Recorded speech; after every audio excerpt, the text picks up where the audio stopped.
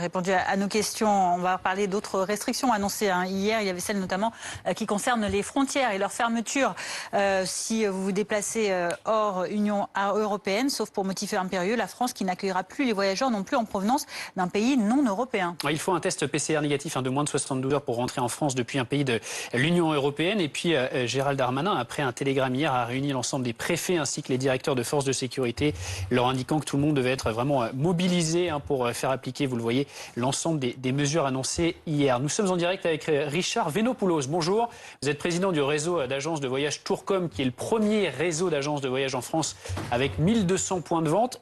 La fermeture des frontières, c'est un coup dur pour vous là? C'est encore une mauvaise surprise, puisqu'il y a encore le gouvernement français a pris une décision unilatérale, toujours en discorde avec l'Union européenne. Après, une surprise, oui et non, dans le sens que malheureusement, on s'y attendait que février et le mois de mars seraient des mois encore difficiles. Mais on aurait apprécié qu'on nous prévienne un petit peu plus longtemps à l'avance, parce que lorsqu'un client ne peut pas partir, il y a des frais d'annulation. Ces frais d'annulation, il faut bien les encaisser. Et à partir de là, il faut trouver des solutions. Donc, encore une fois, c'est une décision prise du jour au lendemain. Parce que quelles vont être les conséquences financières pour votre secteur? Alors, pour les conséquences financières, il y a quand même quelques millions qui sont en cours de jeu, là, quand même.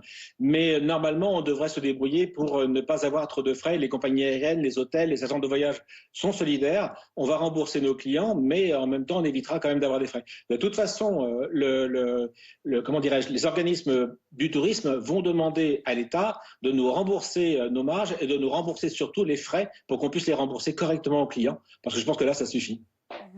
Est-ce que malgré tout, alors c'est évidemment délicat dans votre position, mais vous pouvez comprendre que de telles mesures sanitaires soient prises au vu du contexte et pour éviter qu'il y ait des brassages de population? Elles sont ridicules. Elles sont ridicules parce que de toute façon, les gens peuvent voyager comme ils le veulent. À partir du moment où vous voyagez en Europe, vous pouvez voyager n'importe où dans le monde. La France et la Belgique ont fermé leurs frontières. La Hollande, un petit peu. Mais vous pouvez partir d'un autre pays. Vous pouvez partir de l'Espagne, vous pouvez partir de Malte et aller sur les Canaries, aller sur les États-Unis ou aller ailleurs.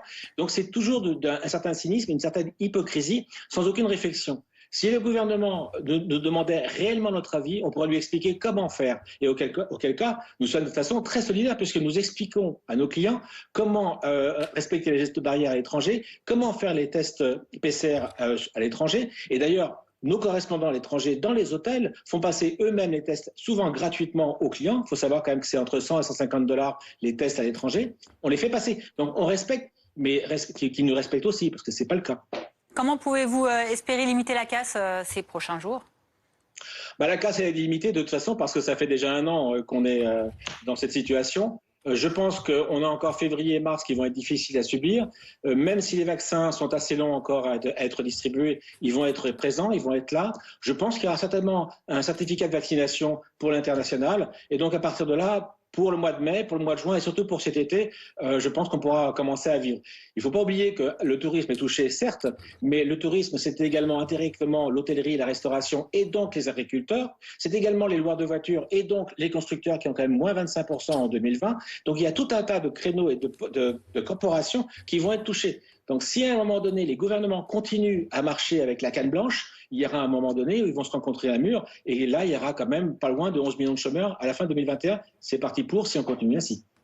Merci beaucoup Richard Venopoulos d'avoir été avec nous en direct sur BFM TV donc pour revenir sur ces mesures et notamment la fermeture des frontières. On voulait aussi vous montrer ces images exclusives RMC Sport à quelques heures du match